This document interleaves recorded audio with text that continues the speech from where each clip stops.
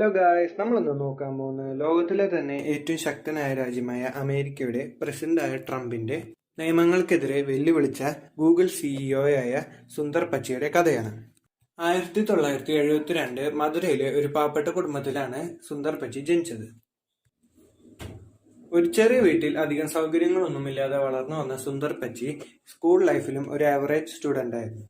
അതുകൊണ്ട് തന്നെ സ്കൂളിൽ അധികം കൂട്ടുകാരൊന്നുമില്ലാതെയാണ് സുന്ദർ പച്ചി വളർന്നത്.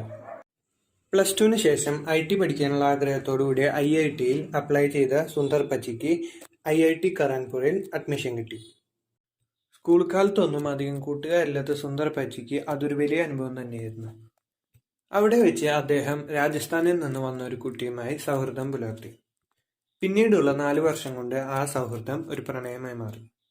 പിന്നീട് പഠിപ്പ് കഴിഞ്ഞിറങ്ങിയ സുന്ദർ പച്ചിക്ക് പെൻസിൽവേനിയ യൂണിവേഴ്സിറ്റിയിൽ നിന്ന് ഒരു സ്കോളർഷിപ്പും ലഭിച്ചു.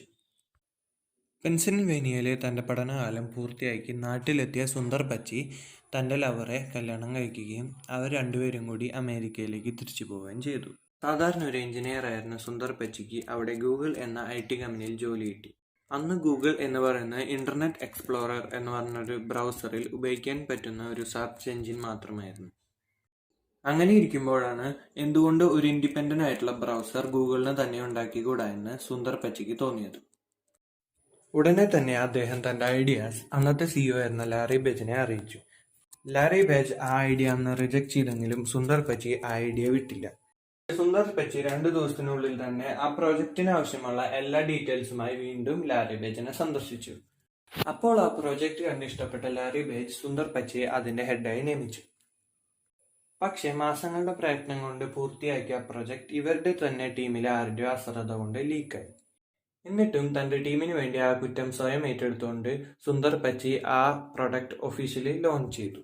2-3 ആഴ്ചകൾ കൊണ്ട് തന്നെ ഗൂഗിൾ ക്രോം എന്ന സുന്ദർ പച്ചിയുടെ പ്രൊജക്ട് വളരെയധികം ഫേമസ് ആയി. സ്പീഡിന്റെ കാര്യത്തിൽ ഇത് ഇന്റർനെറ്റ് എക്സ്പ്ലോററിനേക്കാൾ മുമ്പിലായിരുന്നു. അതുകൊണ്ട് തന്നെ പലരും മൈക്രോസോഫ്റ്റിന്റെ ഡിഫോൾട്ട് ബ്രൗസറായ ഇന്റർനെറ്റ് എക്സ്പ്ലോറർ മാറ്റി ഗൂഗിൾ ക്രോം ഉപയോഗിക്കാൻ തുടങ്ങി. അങ്ങനെ ഇരിക്കുമ്പോൾ സുന്ദർ പച്ചിയുടെ കഴിവ് മനസ്സിലാക്കിയ ലാറി പേജ് അവനെ ആൻഡ്രോയിഡ് എന്നൊരു മറ്റൊരു പ്രൊജക്റ്റും കൂടി ഏൽപ്പിച്ചു. ഒരു പ്രൊഡക്റ്റ് ഏറ്റവും കൂടുതൽ ആളുകളുടെ കയ്യിലെത്തിക്കണമെങ്കിൽ ആ പ്രൊഡക്റ്റ് ഏറ്റവും കൂടുതൽ ആളുകളുള്ള സ്ഥലത്ത് കൊണ്ടുപോയി വിൽക്കണം. അങ്ങനെ ഒരു മാർക്കറ്റ് തപ്പി സുന്ദർ പച്ചി നേരെ എത്തിയത് ഇന്ത്യയിലേക്കായിരുന്നു. ഇന്ത്യയിലെത്തിയ സുന്ദർ പച്ചി ഇവിടുത്തെ മൊബൈൽ കമ്പനികളുടെ ഒപ്പം ചേർന്ന് ആൻഡ്രോയിഡ് 1 എന്ന് പറഞ്ഞൊരു സോഫ്റ്റ്വെയർ നിർമ്മിക്കുകയും ആ ആൻഡ്രോയിഡ് വെച്ചുകൊണ്ട് തന്നെ പല റേറ്റിനുള്ള ഫോണുകൾ ഇന്ത്യ ഒട്ടാകെ ഇറക്കുകയും ചെയ്തു. പല റേറ്റിൽ ആൻഡ്രോയിഡ് ഫോൺ നിർമ്മിച്ചുകൊണ്ട് തന്നെ എല്ലാ ആളുകൾക്കും ഒരുപോലെ ആ ഫോൺ ലഭ്യമായി. ആൻഡ്രോയിഡിന്റെ ആ വിജയത്തിന് പിന്നിൽ സുന്ദർ പച്ചിയാണെന്ന് മനസ്സിലാക്കിയ പല വലിയ IT കമ്പനികളും കോടിക്കണക്കിന് രൂപയുള്ള സാലറിയുള്ള ജോലിയുമായി കമ്പനിയിലേക്ക് വിളിച്ചിട്ടും സുന്ദർ പച്ചി അവരേക്ക് റിജക്ട് ചെയ്തു.